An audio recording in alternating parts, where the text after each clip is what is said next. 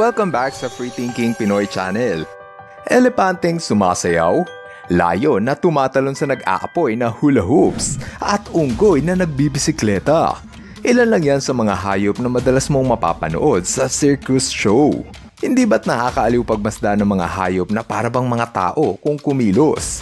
Para sa marami, ang panunood ng hayop sa circus ay hindi malilimutang karanasan. Yung mga bata, natutuwa sa panonood ng aso na nagtitricks, habang ang mga matatanda naman ay naaaliw sa tigren tumatalon sa apoy.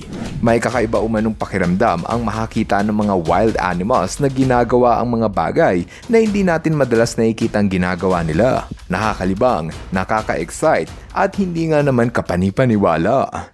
Subalit, ano nga ba ang nakatago sa likod ng maliwanag na ilaw at makulay na dekorasyon sa circus? Kapag natapos na ang palabas at isinarado na ang kurtina, ano na ang kalagayan ng mga hayop?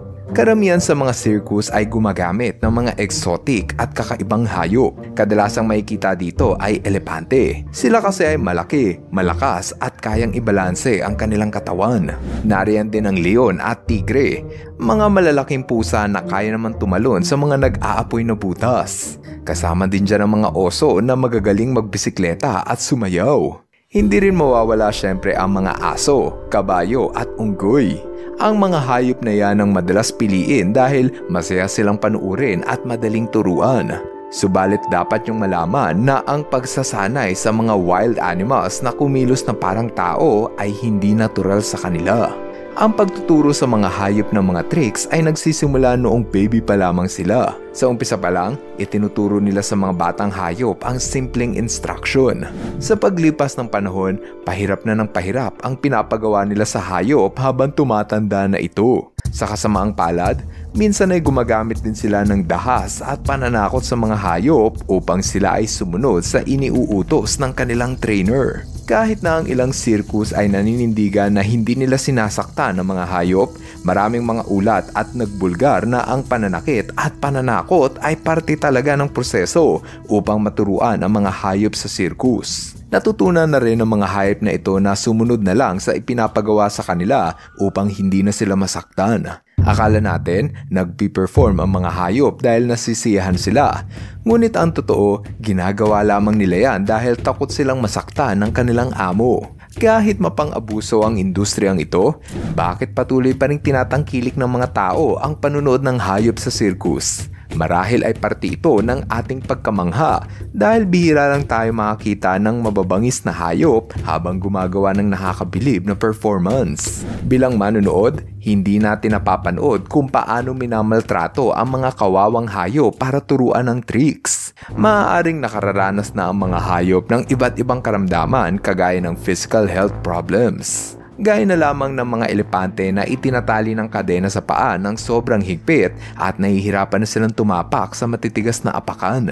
Ang mga leon at tigre naman ay ikinukulong sa maliliit na hawla kaya unti-unting humihina ang kanilang katawan. Nakakaranas din sila ng psychological stress at abnormal na behavior.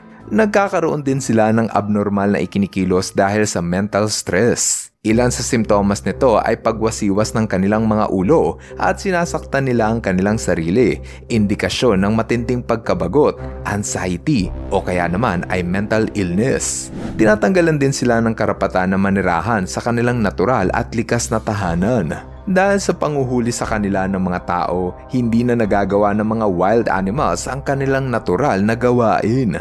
Gaya ng leon na hindi na kayang tumakbo ng malaya at unggoy na hindi na pwedeng maglambitin sa mga puno dahil nakakulong sila sa bakal. Sa madaling salita, ang circus ay hindi nababagay na gawing tahanan ng mga wild animals. Ang ganitong mga lugar ay nagiging sentro ng pang-aabuso sa hayop at hindi para sa hayop. Ang ganitong mga lugar ay nagiging sentro ng pang-aabuso sa hayop at hindi ito nakabubuti sa hayop.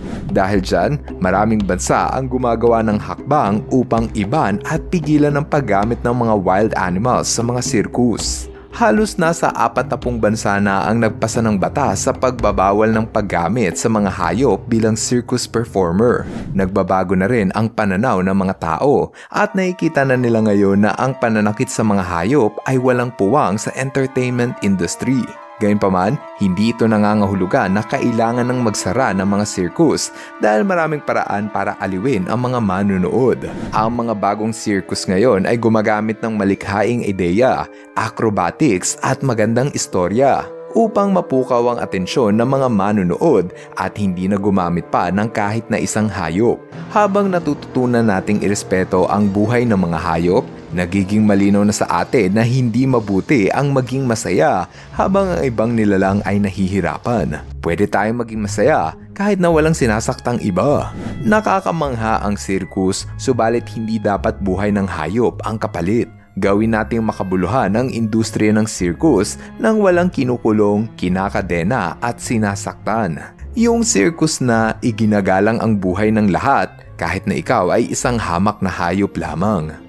Kung nag-enjoy ka sa ating kwentuhan, pakipindot naman ng like button para mas lumakas pa ang ating channel.